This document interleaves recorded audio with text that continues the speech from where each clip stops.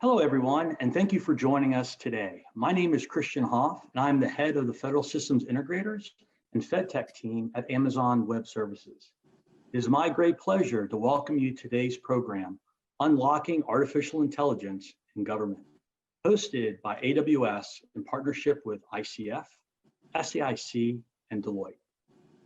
Emerging technologies like artificial intelligence and machine learning are transforming the potential use cases for government's troves of data and are a key driver of innovation, from enabling agencies to accomplish more with tight budgets, automating tedious tasks, enhancing mission-critical capabilities, and fueling research breakthroughs. Artificial intelligence offers endless possibilities with the massive amounts of data government collects on a daily basis. Today, we're exploring how agencies can leverage their data infrastructure to fully deploy artificial intelligence and machine learning. First, I'll be sitting down with Brett Vaughn, Chief AI Officer and Office of Naval Research AI Portfolio Manager for the US Navy. And then after our conversation, you'll get to hear from our partners as I chat with Dave Thomas, Principal Analytics and Cognitive Practice at Deloitte, Kyle Tuberson, Chief Technology Officer, Public Sector at ICF International, and Chitra Savanadamanam, Vice President for Advanced Analytics and Simulation Practice at SAIC. Throughout today's program, we'll be taking questions from the audience. Make sure to submit yours via the Q&A tab on the right side of your screen. So now to start things off, Brett, could you tell us a little bit about yourself and your role at the Navy? Thanks, Christian. Yeah, happy to be here. Brett Vaughn, I'm the Navy Chief AI Officer. In that job, I wear several hats. The two biggest jobs I have are to help the service understand, appreciate the potential of AI, and put the service in an improved posture relative to our service responsibilities of manning, training, and equipping the Navy. So we can do that in a way that allows us to effectively develop and leverage AI. At the Office of Naval Research, I'm also the AI Portfolio Manager, where my job is to align any work inside the building that has to do with AI or is related to AI, and to make sure it's aligned with our strategy and our strategic approach in a good mission perspective, as well as also from a good AI perspective. What would you consider to be the key building blocks of a successful artificial intelligence adoption within the government? Well, for me, it's and I'll probably repeat these two, but there's really two big building blocks in my perspective that are key. It's technology and culture. And for technology, I mean digital, and getting folks to understand what that means, what digital means and all its implications. But then the other side, I think, is the building block, I think, especially as it relates to government application of AI, is the culture piece. Because the things we need to do, the behaviors we need to reinforce to do AI right are so different than the way we're used to doing business that it represents a significant shift for us.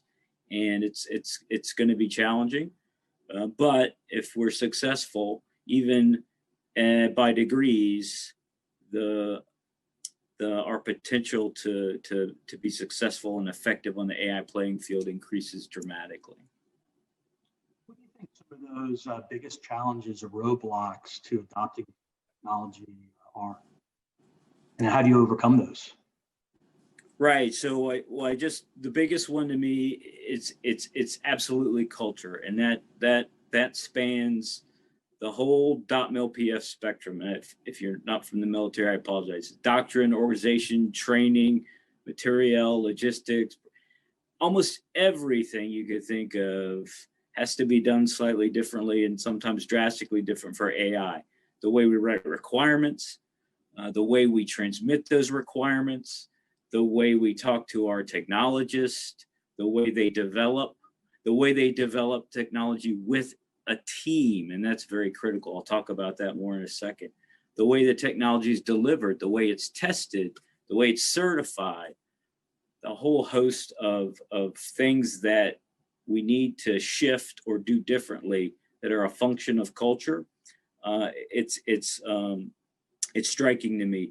The way we change it, or at least in my book, I think a good path to changing that lies in mental models and behaviors. So I'm a very visual person. Mental models are key for me. And the one I lean on the most is for AI is Carnegie Mellon's AI stack. That to me is so key as a mental model to present to folks, to acclimate them to the world of AI and all its components, and then begin to operationalize that stack in the way we behave or operate. Those are the challenges, but I think those are two very important keys that we can use to bit by bit turn that ship of culture at the end. Great. So on that culture piece, obviously there's a workforce component to that. What kind of workforce is necessary to support artificial intelligence initiatives? So, well, no surprise probably to you or any of the folks listening, from the AI side, it's data science, data analytics, computer science, math, statistics. There's a bigger list, but those are the core skill sets that we're watching. I think the more important point when we talk about workforce is the combination of those folks with the users or the operators. It's that union, and it's a concept that we are actually prototyping to help change our behaviors, is a different way of operating where we are building small teams that at their nucleus contain AI experts, but most importantly, the user base, warfighters, operators, the folks that live that problem that are going to be using the AI. We call them AI development squadrons or AI devrons. And I've socialized this concept with a lot of folks in industry and academia. It's getting good reception. So I'm getting a lot of thumbs up. I would say right now it's a concept we're in the process of prototyping. So we're getting folks used to working in those small multidisciplinary teams. It's for AI development or action, it's the smallest atomic particle for us organizationally. So it's though my plan is bit by bit as those teams do their work and meet with success, and we've already seen some. Again, we'll start to turn that rudder on the ship of culture. Very important. Moving over on the technical side, how should agencies collect, store, and process their data to set artificial intelligence programs up for success? So for me, this is the data question in large measure. And so for me, the answer is it all depends on the problem. And for me, I always start with the problem. I never start with AI, right? So, and it's a hammer nail situation. So once you start with the problem, determine the type or stripe of AI for that problem. Do you have the right hammer for that nail, right? That's where the stack comes into play for me, because if you take the stack, and the stack data is one layer in that stack, along with others. A lot of people get fixated on just the data, but I like the stack because it calibrates you and sensitizes you to the other layers like transport and compute and models and algorithms and so forth. But data is absolutely a layer in that stack. But when you ask that question about collecting and storing data, and I lay the stack on that problem as a lens, the answer for problem A is probably going to be different when I move that lens over to problem B or C or D or E. Maybe if you think in families of problems, there's some economy there, but very, very much aligned to the concept that AI is highly problem specific and context dependent. And we're trying to instill that in our folks to be very mindful of that. No silver bullet, no universal solution. It's a very boutique technology, for at least in my opinion. Appreciate that. So some other challenges with turning data, getting back to data, into actionable insights with artificial intelligence tend to be cost, privacy and security, compatibility with legacy systems, as well as evolving workloads. What's your advice for addressing those challenges? I think again, a holistic approach, right? That's the stack helps there. And the stack, at least for me, helps keep all those issues in frame. Again, I go back to mental models and behavior, right? So just using the stack as an example, the more we reinforce that mental model and get people used to it, the more we put it into practice through our Devrons and entities like that, we start to encourage and nurture the kind of behaviors we think are conducive to effective AI development and deployment. We're the umbrella term, I guess, if I look at all of it and try and wrap it up in one package, it's about good digital behavior. And if you solve for digital, you solve not only for AI, but you solve for a host of other exponential technologies. And I'll probably say that again before we're done, but it's very important, the predicate and imperative of digital as it applies to not only realizing the potential of AI, but then conveying the value to folks on the other end of the capability and making the case that, there are things you need to be mindful of and invest in if you're serious about AI application and its relevance to your mission, function, or problem. How do you anticipate emerging technologies such as 5G that we're hearing a lot about and Internet of Things impacting artificial intelligence initiatives?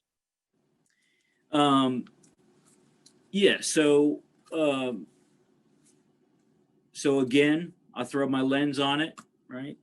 Mm-hmm. In my head, I look at when anybody brings a question like that to me and says 5G or quantum or anything like that, I tend to look at it through the lens of the stack. And that's where I put technologies and issues like that into context. Again, important, bound by a problem with a given context, right? Because the solution I'm going to build or put together for the submariner is not the solution I'm going to put together for the jet pilot, right?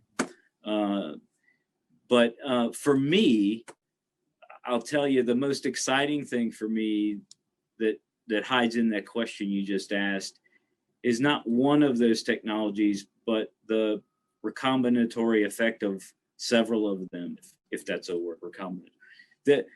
So solving for digital, you solve for AI, you solve for nanotech, biotech, additive manufacturing, robotics. Now you combine those, and that's where step changes live, and that's where there's real exciting stuff. So for me, it's not one technology in particular, and 5G will be replaced by 6G or whatever, I'm sure very soon, but it's setting yourself up for success with good digital practice and putting yourself in a posture where you can start to combine and then really light a fire under some of these technologies. Are there any other final thoughts that you'd like to share with the audience today? I'll just repeat a lot of what I said just for emphasis. We always start with the problem first, never AI first, and work your way from the problem to the best stripe of AI that's ready to tilt at that problem. Culture is a big piece of doing that correctly, I think, and effectively, especially for the government. You can have the best technologic solution, the best technology, but if you throw it in a process that's not really digital native or well equipped to handle digital entities, you're setting yourself up for failure. So culture is huge. It's a critical linchpin. And then the last one I'll repeat is my digital phrase there. You know, solve for digital, you solve for exponential technologies, and that's really where the true value is. If you fail to solve for digital, you can hang it up on AI, but solve for digital, and the world begins to open up in a very fast and effective way, at least for me. No, I appreciate that. Well, Brett, thank you very much for joining me today and sharing your story with this audience. Thank you, Chris. Well, I'm now excited to move with my partners at ICF, SAIC, and Deloitte. I'd love if each of you all could introduce yourself and give a brief overview of your role. And Dave, let's start with you. Thanks, Christian. Appreciate it. My name is Dave Thomas. I'm a principal in the Deloitte's Analytics and Cognitive practice. I spend my time helping our clients think through mission challenges and how we can apply AI in order to overcome some of those challenges, all the way from building large-scale analytic platforms and systems to the data science teams that are doing the math. So appreciate the opportunity to chat with you here today. Hi, thanks, Christian, and thanks for having me here today on this exciting panel. So I'm Kyle Tuberson. I'm the Chief Technology Officer for ICF's Public Sector Group, which includes the federal, civilian, and DoD lines of business. And really, my focus areas is really in two parts when I think about it. One is bringing innovation to our program and mission support contracts, and that includes everything from climate change to transportation to public health, and bringing innovation around AI into those programs. And then the second part is learning and development and upskilling the staff within our organization, and how do we build curriculum to increase the technical fluency around this exciting and new topic. Thank you for having me. And Chitra. Thanks, Christian. Chitra Sivanathan at SAIC. I run our analytics practice, and we're actually now morphing in, as I speak, into a more focused strategy around AI. So what we've been doing is we're a horizontal part of the business, looking at how do we, increase our capacity and what we bring to kind of enable our programs to solve more of their mission problems using more sophisticated techniques, using advanced analytics, as well as understanding when and where to bring AI to address the need. We're looking at overarching kind of processes around IT modernization, and with an emphasis also, space and healthcare accounts, where we can kind of insert better capability and advance the mission faster and more efficiently to enable our customers to do things, and have our data scientists to do more upstream analysis and have AI kind of support their workloads. So great to be chatting with this panel. Thank you. So the desire for customers to build AI machine learning capabilities across every facet of their business will really drive the next wave of adoption to the cloud. A recent IDC study estimated that by the end of 2019, 40% of digital transformation initiatives took advantage of AI. And by 2021, global spending on AI will exceed $50 billion. So a lot of opportunity moving forward. Chitra, I'd like to start the first question to you. The backbone of artificial intelligence, as Brett mentioned, is data. How should agencies collect, store, and process their data to set their artificial intelligence programs up for success? Sure, Christian, thank you. And I'd like to say, let me key off something that Brett said as well, like that while data is the underpinning layer, I do kind of agree with him that it's not the end all be all.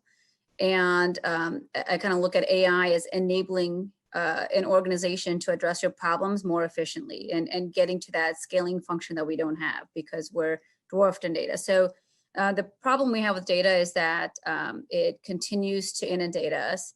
And my philosophy is that there's a lot of effort related that has kind of been in our discussion around how do I think about data storage? How do I think about data governance? What is the right kind of data management schema that I should take? Do I go with an ontology? Do I not go with an ontology? How do I look at capabilities that I should be implementing?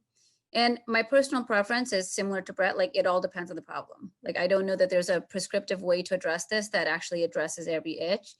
And I would recommend that people think about it from a higher kind of level of leadership related to the discussion around data. A good anecdote that I like to kind of go with is, I think back in the day, it's very dated, right? So like, let's say, 15, 20 years ago even, I can't remember the exact date, but Jeff Bezos basically kind of put an edict out to the organization saying that everybody needs to ensure that anything that they're doing that utilizes data, consumes data, produces data, is enabling an API to leverage it. It doesn't matter how you do it.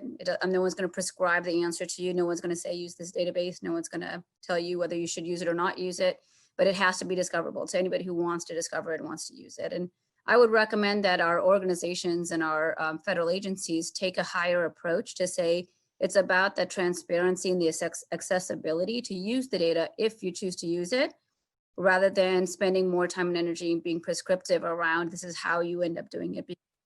Depending on the problem you're trying to solve, you need to approach that data differently, and you may or may not need the data, and you may need it in a different format in order to be making it useful and meaningful to your problem. So instead of getting tripped up on the mechanics and the how, we should really focus on the need for transparency and accessibility, and say like everything needs to fundamentally drive to a standard that drives widespread accessibility.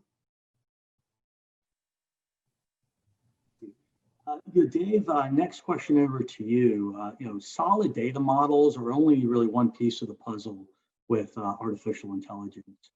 Agencies also need to generate actionable intelligence, which often requires pulling data from different disparate systems. How can agencies drive down the cost of a decision with artificial intelligence? Yeah, really good question, Christian. And I think Chitra touched on this a little bit, thinking through how do we make data fit for purpose. So what is the right shape of the data for the use? And actually pulling all the way back to what Brett was saying earlier, what's the mission use case? Too often folks get stuck in the fit part and haven't quite thought about the use yet. So it can be a bit of a trap there.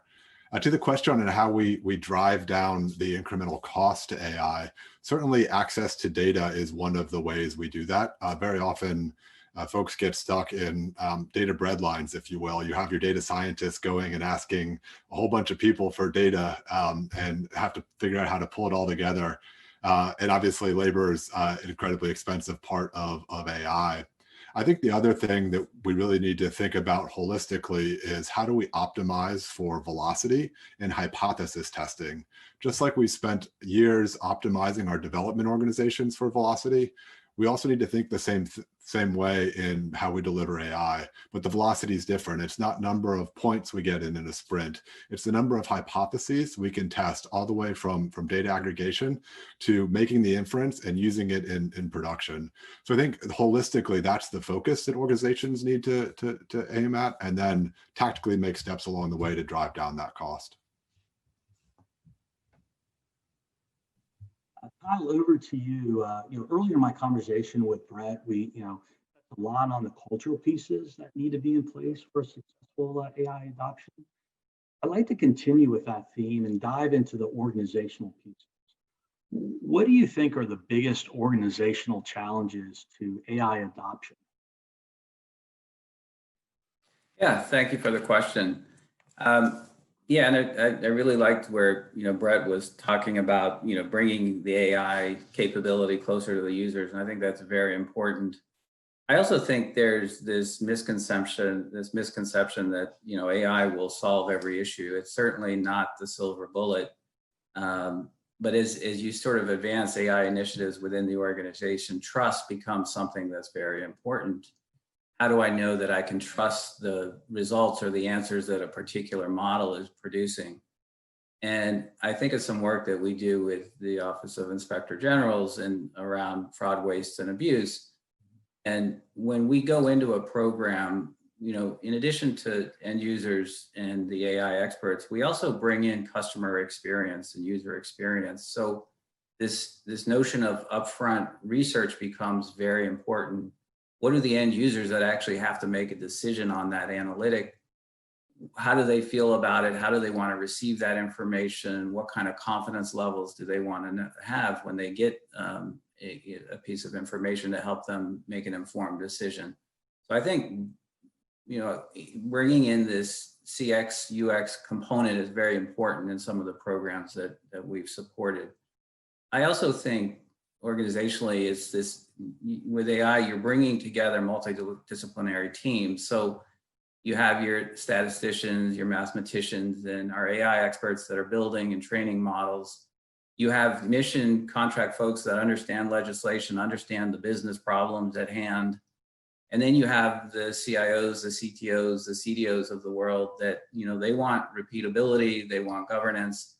And, bringing those parties together in a trust model where everybody goes in saying, all right, we understand the business objective, we understand the confidence levels we can have in the data that we've collected and how that's informing decisions downstream.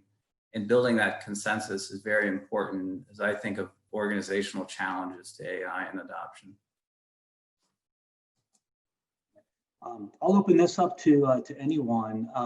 Artificial intelligence is still a relatively new technology for government agencies, and many are grappling with how to fully leverage it while still maintaining transparency and considering potential ethical questions.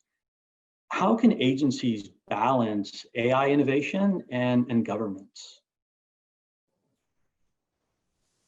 Hey, Christian, if you don't mind, I'll jump in real quick. And I want to key off of something that David said too, right? I think this fundamentally comes down to that culture of experimentation and hypothesis testing. So what I would say is that we seem to be fixated on answering the question about was the AI good, was it not good, what did it do, how did it do it, and the nature of adopting to this new culture means that we understand that there's a highly temporal aspect to this AI, right? So it's less about how am I going to quantify the perceived value, but more about, has it enabled me to do something in the mission? And if so, it's recognizing that it's for a moment of time, because at that time, then I've solved an aspect of the problem that then introduces the ability to say, now where is the other bottleneck? Now where have I shifted the problem, and how do I then recursively solve to that next problem? And not getting fixated on, like, I did a thing and I delivered a thing and it produced some value. It's like it allows me now to look under the hood at the next thing that I have to solve for, and it doesn't end, right? There's always an aspect of the problem that you have to solve for, and there's always this recursive nature on the hypothesis testing, the feedback loop. And I think if you couple that with what Brett was describing on the Carnegie Mellon stack, AI really enables that iterative feedback loop on an ongoing basis across the stack. And so it's an unending game. And I think we have to start pulling ourselves out of that question of like these tangible components and kind of almost trying to figure out the audit trail for every little algorithm that's developed.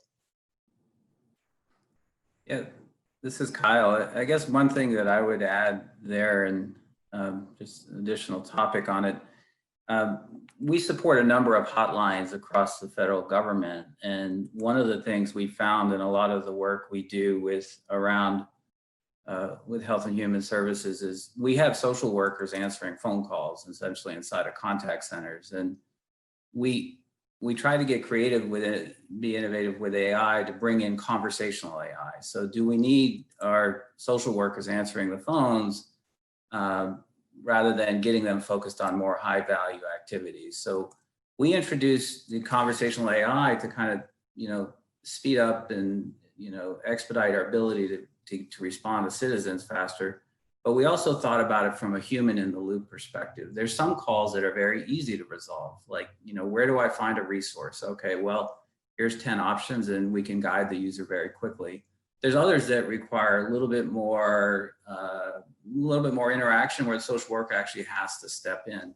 So it becomes very important that you design these, especially around conversational AI, that this human in the loop notion that at any point in time around a hotline, you have the ability to intercept and say, hey, this needs a little bit more special attention. And that's one way to mitigate, being very transparent in some of the potential challenges around the innovation in AI. And I also think in organizations, as they start to get into some of these more emerging capabilities, the COEs and centers of practice with guiding principles become very important, because where do you draw the line? When does a human need to step in? And having some principles and framework to make those decisions becomes very important. I think there's also an interesting challenge around governance in AI, and that typically people think of governance as a very black and white type of process. Things are right or things are wrong.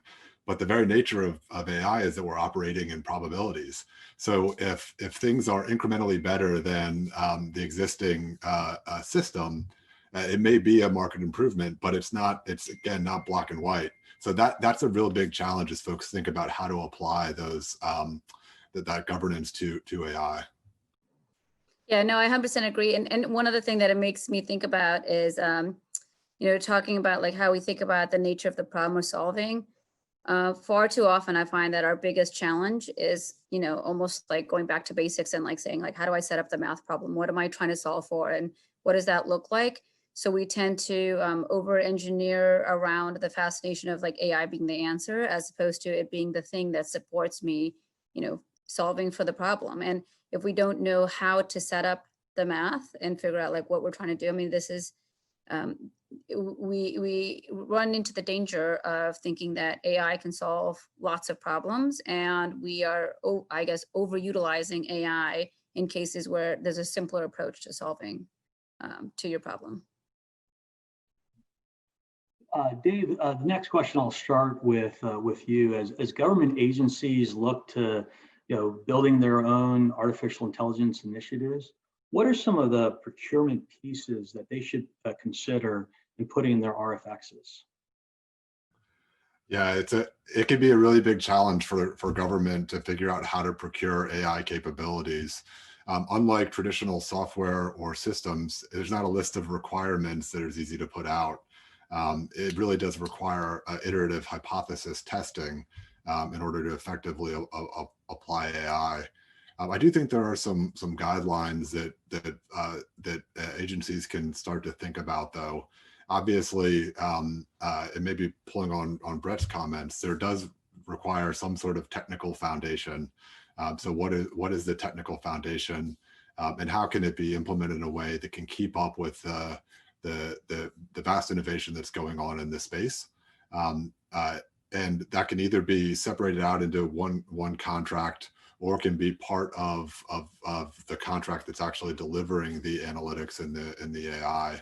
I actually tend to think the latter is a little more effective usually, because you can have that hypothesis testing and you don't get stuck being able to test the hypothesis because your infrastructure team hasn't brought in the new open source library or whatever it is. And I think trying to figure out how to establish the culture that Brett talked about is also really important. From a contractual standpoint, how do you make sure that you're not setting up your data scientists to be siloed from the mission folks, and they don't have access to directly understand how the AI is being used? Or how do they get reach back to understand the data that they're seeing in the transactional systems to pull insights? So I think really focusing on how to break down some of those silos that tend to happen in organizations is critical as they put out those procurements to build those AI systems. I'll go out on a limb and say I would love to be a dreamer and think that, in a future construct, people would appreciate and understand that the nature of AI to enable the value that everyone's trying to get on their programs should be viewed almost in the same construct as your program management office, right? And you should have, similar to a management volume in a PMO structure, a kind of an AI enabler that allows you to say, this is how I think about managing the experimental context of the data, the delivery mechanisms, and all things that can be automated and drive to efficiencies in my management construct. And the reality is this will always be the bucket of exploring and experimenting with the thing that I can't anticipate. So instead of putting the burden on the requirement writer, I would rather see the federal agencies actually shift to where they say, we understand that there's risk and there's openness in this, and let's derive a contract and construct to enable that. Again, out on a limb dreaming. So Kyle, we've talked a lot about the data and the culture necessary to fully leverage artificial intelligence.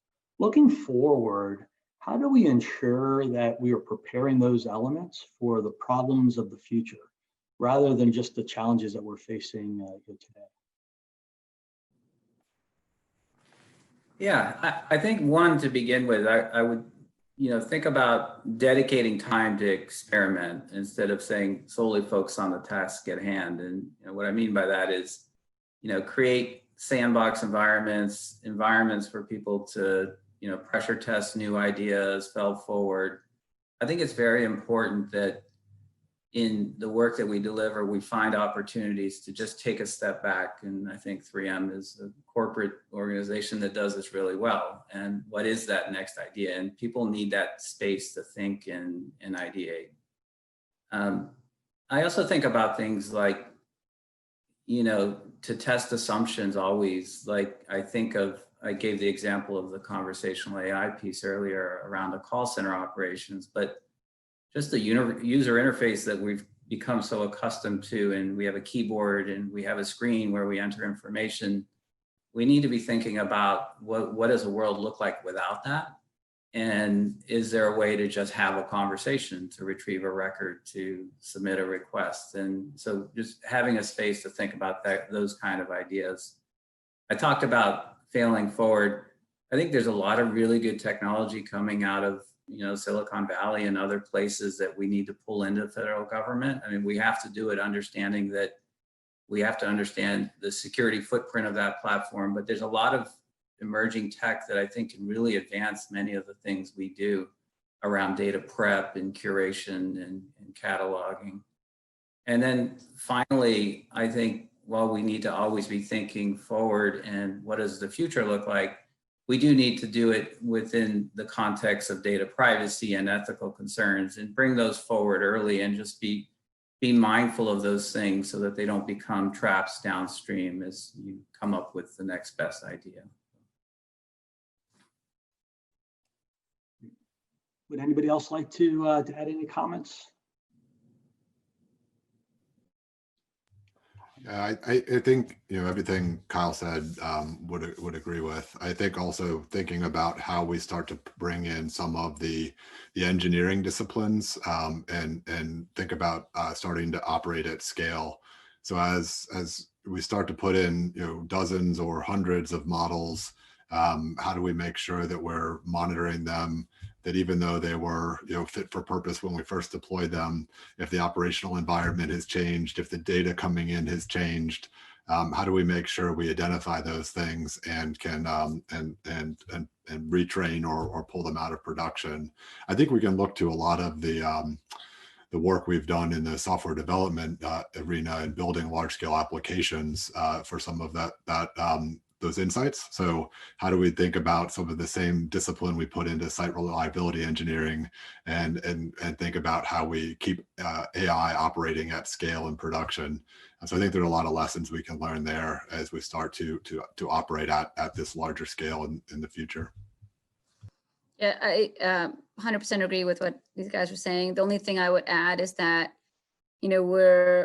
as we recognize what it takes to do this and do this at scale, we have to recognize what it means in terms of our national security objectives, right? And I've spent more of my career on the DoD-IC side of the house.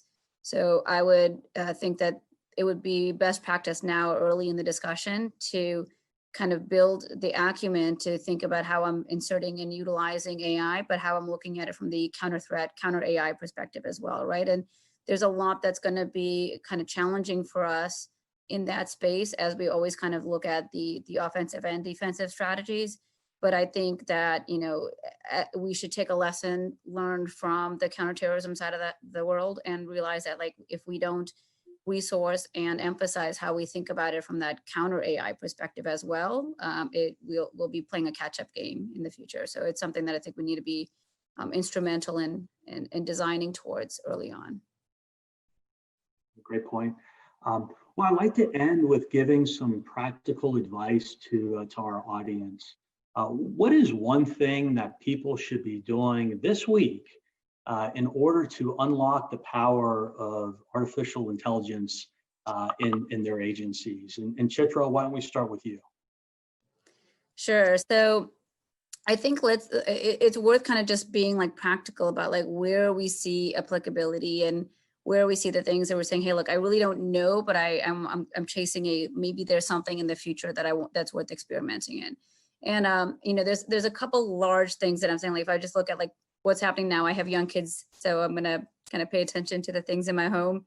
There's a lot of things that are gonna go good, bad, and ugly related to supply chain and delivery, right? If Christmas gifts show up, they show up. If they don't, they don't. This is the nature of the world we're living in today, especially with COVID vaccines flying out the door and lots of constraints on shipping, right? So even the best and most well-intentioned AI is going to fail. We have to know upfront, like how we think about resiliency and expectation around that and design towards it. Another big thing that I've been tracking and paying attention to is the great Jupiter Saturn Christmas star that happens once in many lifetimes. And when you think about that, it's worth us paying attention to those things that we're chasing that's way out there that allow us to leapfrog the way we're thinking about capability development and the thing that we can achieve if we really think completely out of the box. And AI is in that area of the unknown. How do I build to the thing that I can't even imagine? So let's allow ourselves the latitude to stretch our brains a little bit and experiment in like a classic skunkworksy type of avenue to build towards the unknown as well as to address the needs of today. I love Chitra's advice to think about how AI is already impacting everything in your life today, and realize how many places we're already touching AI. I think if I were going to offer sort of a single tactical piece of advice, it'd actually be 3 steps. I don't know if that's allowed in the answer, but so starting to generate some hypotheses around mission areas that can be impacted, then actually taking the time to think through what those hypotheses are, and go ahead and write them down. So I think that if we applied this type of AI here, we would be able to say, for example, we're all thinking about the vaccine, right? If we think about if I was able to better understand how long I could have between picking up a vaccine and getting it to a population center and keeping it cold during that period of time, I could do these things in improving the vaccine distribution. So write down the hypotheses and then actually write down how you would test them. And think through, these are the data that I would need to collect, and this is how I would test it. And now I lost count of my steps, but so this may actually be 3B here. But then talk to the people in your mission who are closest to that about how you would test it. Is this something reasonable? Could we actually do this? Starting actually thinking through that whole hypothesis testing cycle, and actually applying it to your mission, to your domain, and reaching out to the people who would be impacted by those changes to validate some of those thoughts. Kyle? Yeah, I struggled with the one thing too. And I think if I were to sum it up though, I think I would recommend reading the federal data strategy. And there's a lot of really good nuggets of information in that strategy around some of the topics we covered today, including, invest in learning, building, what is that curated data catalog inside your organization? We don't need to start we don't need to go from first to fourth gear always. We can go to second, third, and then fourth. So just descriptive statistics, understanding visualization. There's places in the life cycle of AI that you can insert people to make it so that everyone gets to contribute and participate in the journey.